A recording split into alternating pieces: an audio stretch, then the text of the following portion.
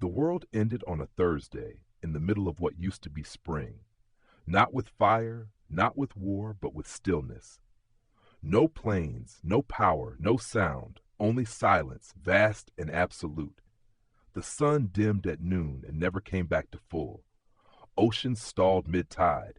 Even the birds forgot how to sing. Everyone saw it. On every continent, every time zone, the sky changed. It shimmered with something not quite visible, like the air above hot asphalt. It rippled, not blue, not gray, just not right. The atmosphere itself became a veil, drawn tight, vibrating. And then the stars vanished. One moment, Orion watched over us. The next, there was only a blank dome, too clean, too intentional. A lid, a cover. The scientists were the first to panic. Not the public, not the politicians. The scientists, because they understood what it meant when the cosmic microwave background radiation, ever present since the Big Bang, suddenly went quiet. It meant we were alone. Not in the philosophical sense. Not in the are we alone in the universe way. Alone like sealed in a box. Cut off. Disconnected. Something had surrounded Earth, not to keep things out, to keep us in. I was in orbit when it began. Aboard the ISV Hera, a multinational science vessel docked near the old ISS, now more museum than machine. We were running tests on dark matter particle containment. Just theory, just play, really. None of it had ever yielded anything measurable. But that day, every sensor we had went blind. The instruments didn't fail. They returned zero values. Absolute zero. Like the universe had stopped existing outside Earth's atmosphere. Then we saw it, a shimmer.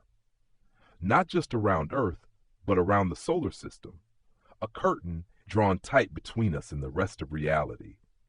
And then something knocked. Not physically. There was no sound in space, but our external comms array lit up like a supernova. A signal, repeating, structured, deliberate. We decoded it in 26 minutes. It wasn't hard. It was designed for us. It said simply, "Be still. You are quarantined." The public never got that version. The Earth governments, scrambling to maintain order, issued a soft version. An anomaly has disrupted deep space observation. A temporary disruption. Routine containment for cosmic radiation flux. Lies. But people knew. You can't hide a sky gone blind. You can't lie about birds flying into invisible walls at the edge of the stratosphere and falling like stones. We were inside a bottle, a sealed terrarium, and no one could explain why. Weeks passed, then months. Climate stabilized, too stabilized. No storms, no natural disasters. Not even wind over 20 miles per hour. It was like someone had pressed pause on entropy. Food still grew, machines still worked, people still fought, prayed, despaired. But no signal could get out, no signal got in, except the ones they allowed. They? Yes, because it didn't take long before more messages arrived. Always brief, always emotionless. We are observing. Do not attempt escape. You were warned. But we hadn't been warned. Not really. No one remembered any message, any visitor, any declaration. Until the old records resurfaced. Washington, D.C. mass UFO sightings, the WOW signal, the Tic Tac incident, unexplained events, odd encounters, denied, forgotten, dismissed. But now, recontextualized, they formed a pattern. They had warned us repeatedly, patiently, for decades, maybe longer, but humanity, as ever, refused to listen. We poisoned the oceans, we fractured the atom, we deforested entire continents, we put commerce before compassion, profit before peace. So they intervened, but they didn't kill us, they didn't invade, they saved us from ourselves. I was one of the few who saw them first. 8 months after the quarantine began, the sky cracked. Not shattered, just peeled. A slit opened at the edge of the atmosphere like a zipper across the dome of night. Through it came a vessel. It didn't descend. It unfolded. Mass without mass. Light without source. A craft made of geometry so perfect it burned to look at. We watched from orbit as it hovered just above Earth's magnetic pole. The world below fell silent. And then, contact, not through words, through dreams. Every sleeping mind received the same vision, a field of infinite mirrors, each one reflecting not your body, but your choices, your consequences. You stood not before God, not before a judge, but before yourself. And in that reflection, we were offered a choice, reckon or repeat. Most didn't understand, but some of us did. The aliens, if that word even applied, called themselves the caretakers, or at least that was the closest approximation. Their name wasn't a sound, it was a sensation, like warm gravity, like kindness so vast it terrified. They had been watching for eons, not just us, countless civilizations across countless galaxies. They rarely intervened, but some species triggered thresholds, dangerous inflection points where the risk of self-destruction exceeded the evolutionary value of free will. Earth had reached such a threshold: climate collapse, nuclear proliferation, ecological devastation. We had, as they phrased it, consumed our womb. And so they acted. They didn't remove leaders. They didn't land on the White House lawn. They didn't beam up humans by the thousands. They did something far more radical. They changed our choices. Silently, invisibly, they rewrote neural potential in 1.6% of the population, people of every race, age, nation. Suddenly, some humans could no longer choose violence. Literally. Guns would jam in their hands, knives would feel heavy, their bodies would freeze at the brink of harm. Not disabled. Redirected, they became barriers, not warriors, anchors. Wherever they stood, conflict diminished. Riots faltered, soldiers wept, executions failed. The violent couldn't explain why their rage melted, but it did, and no one could undo it. At first, people rebelled, protested, demanded the caretakers leave, that Earth was for humans, by humans. But the caretakers remained silent. They had no interest in ruling, no desire for worship. They simply held the sky shut and waited for us to decide what kind of species we wanted to be. 10 years passed. The Earth healed. Oceans cooled. Coral reefs regrew. Glaciers inched back to life. Not from magic, from human action, coordinated under pressure, driven by the new reality.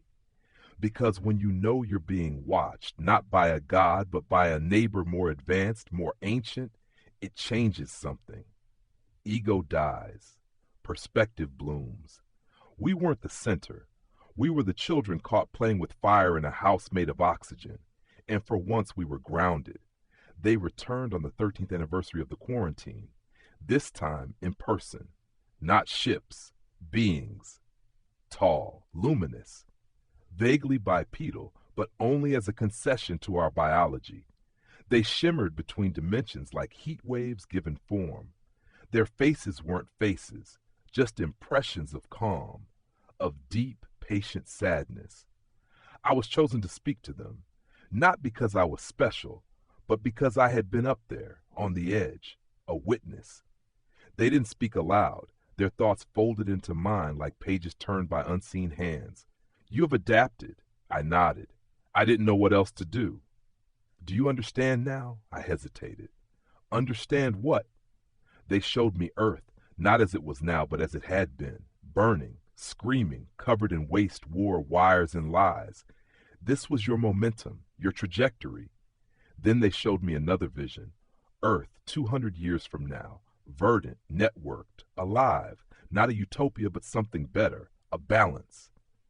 This is your potential. And then a third vision. The stars, countless worlds, teeming with life, civilizations we'd never imagined. Voices singing across the void. This is your inheritance, but not yet. I asked them what they were, why they cared, why they'd bothered to save us when we had done so little to deserve it. Their answer was a memory, not mine, theirs, of a planet long dead. Their home, once alive with music and mathematics and meaning, now reduced to ash by their own arrogance. They had not been saved. But in their final years, they vowed to become what they had needed, caretakers. They could not go back, but they could go forward, world to world, species to species, a lighthouse for those lost in the storm of their own progress. We were not the first they'd saved, nor would we be the last. But they told me something else, something I wasn't supposed to hear, that we were close, closer than most. That if we had gone another decade without help, we would have tipped into a singularity of self-destruction from which nothing would escape. They had come in our final hour, not as gods, but as gardeners. And now they were leaving. The dome was lifted. The stars returned. Signals from deep space flooded our instruments. The universe had missed us, or perhaps waited for us. The caretakers left no monument, no flag, no name etched into the moon.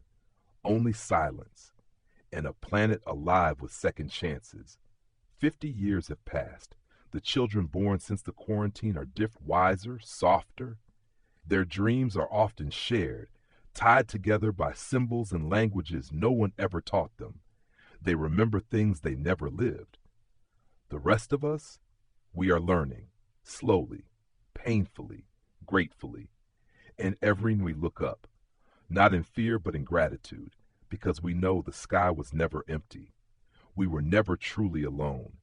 And sometimes when a species cries loud enough, when it edges too close to the brink, someone listens, someone answers, and if you're very, very lucky, someone saves you.